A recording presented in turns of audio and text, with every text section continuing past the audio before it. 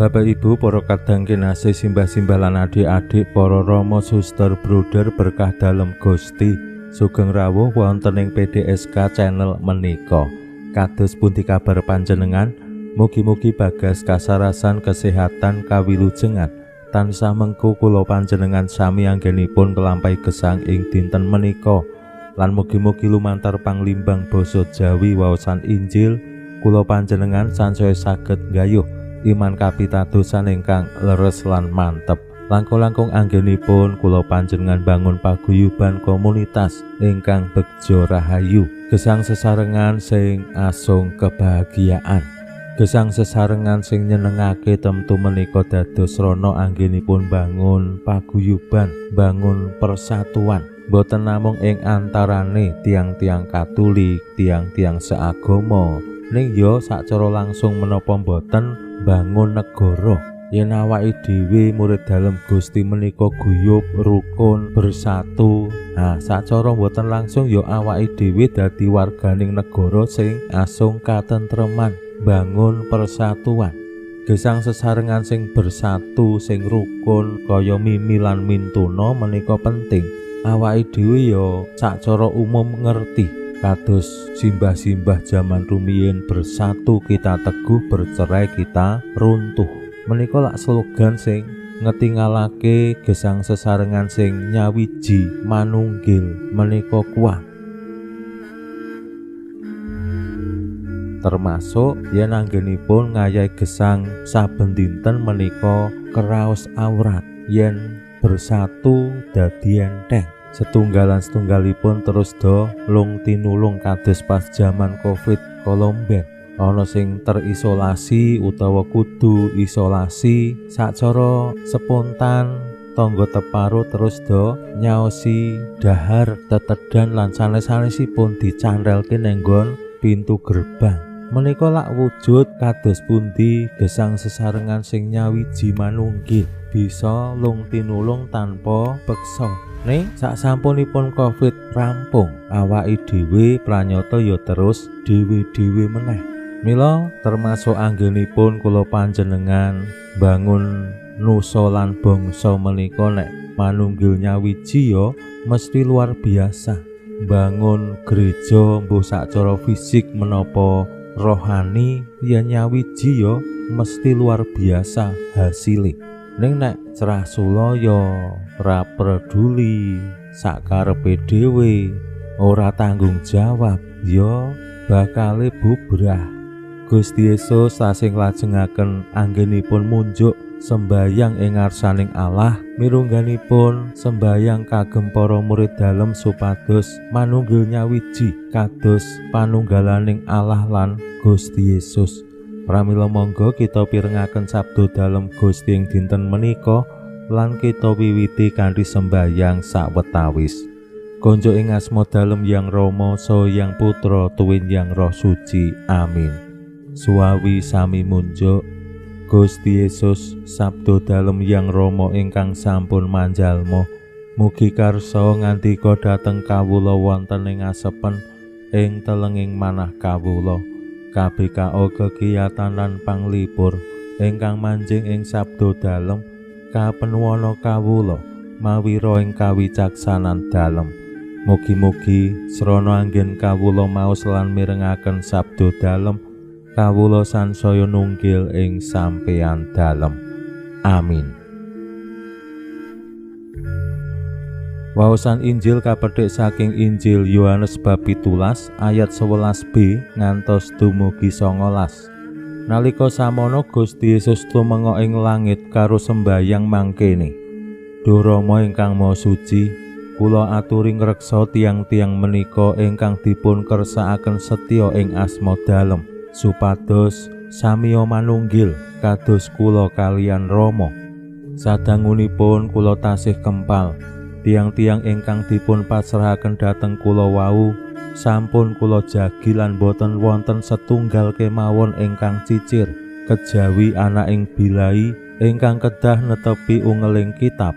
Nanging sakmangkih kula sowan Rama lan sadangunipun kula tasih wonten ing donya, sadaya menika sampun kula cariosaken supados tiang-tiang wau sami tumut ngraosaken kabingan kula sawetahipun. Tiang-tiang wau sampun kula wedhari sabda dalem, nanging lajeng sami dipun sengiti donya, awit mila sanes gadanipun donya kados kula ugi sanes gadanipun donya. Kula boten nyuwun supados sami kasingkirna saking donya, nanging supados tinebihna saking piyawon. Mila sanes gadanipun donya kados kula ugi sanes gadanipun donya. Mugi sami kasucikna ing kasunyatan. Jer sabda dalem menika kasunyatan. Tiang-tiang menika sami kula utus dhateng donya, lan badan kula piyambak kula sucikaken kangge nglabeti tiang-tiang wau, amrih sami kasucikna ing kasunyatan. Makaten sabda dalem Gusti.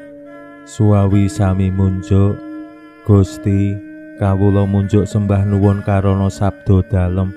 Sabda dalem dadosa obor ingkang madangi margining gesang kawula. Katuntuna kawula sageta sabda dalem menika numusi manah ngantos tansah ngrembaka kangge nggayuh gesang ing swarga. Amin. Bapak Ibu para kadang kinasih simbah-simbah lan adik-adik, waosan Injil tasih nglajengaken sembayangan dalem Gusti kangge para murid dalem, lan isining sembayangan ing Injil dinten menika bab kados pundi para murid dikersakake tansah manunggil nyawiji ing alam donya menika kados panunggalaning Gusti Yesus lan Allah Hyang Rama. Panunggilan menika ingkang dayani para murid sami santosa lung tinulung padha sengkuyung sinengkuyung anggenipun nglampahi gesang sesarengan. Awit Gusti Yesus sampun paring tulodo kados pundi rikala Gusti Yesus tasih kempal kalian para murid sugeng ing alam donya menika tansah njagi para murid dalem supados ampun ngantos wonten setunggal kemawon sing cicir. Paguyuban kuwi dadi srana Gusti Yesus njaga kawananing para murid dalem, aja ngasi ana sing ilang utawa cicir. Mila menika sakjatosipun dados makna utawi inspirasi kangge kula panjenengan sami keng menapa ing bumi Indonesia menika sacara mirunggan pasaman suci dikelompok-kelompokke ana ing paguyuban sing jenenge lingkungan. Supados menapa le ngopeni le njaga kuwi luwih gampang ana ing kelompok-kelompok cilik. Mila kadangkala yen wonten umpamane menika nggih lingkungan dimekarke ora gelem alasane mengko nek tugas kur kepriye ora ana wonge, umate wis tuwa kabeh Rama, janda-janda. Menika lak sakjatosipun alasan yen ora paham fungsi lan perane lingkungan, utawa sajroning lingkungan kabentuk ing jamane awake dhewe saiki fungsi lan peran sing utama menika dilirwakake. Lingkungan mung kanggo srana tugas liturgi.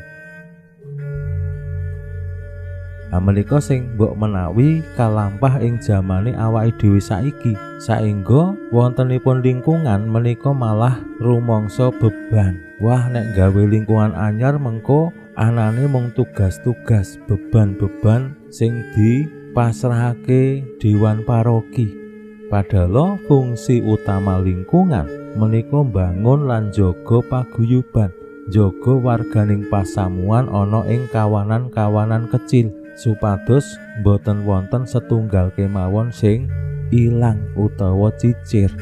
Kadangkala kula piyambak sok mikir wonten ing paroki Jedes menika khususipun warganing umat lingkungan menika termasuk gedhe, merga sak paroki mung 20 lingkungan.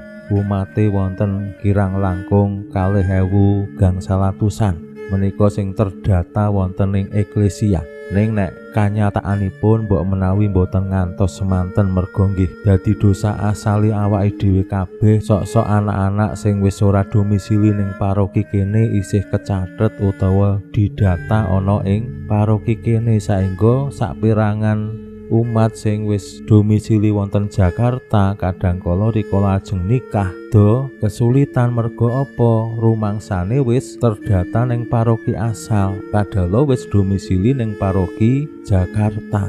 Nah, kedahipun ya daftar wonten ing paroki Jakarta. Nah, menika sing sok dilirwakake saengga menapa neng lingkungan jedhis ora ana wonge, mila nggih mboten saged dijaga diopeni. Neng Jakarta ora terdaftar saengga ya ora kopen. Nah, menika sing salah sinten? Nah, menika supados menapa?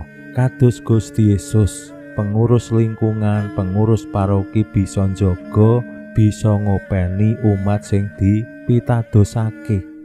Pinuji Allah sakmenika sarta ing salami-laminipun. Salam sehat, salam bahagia, salam katentreman.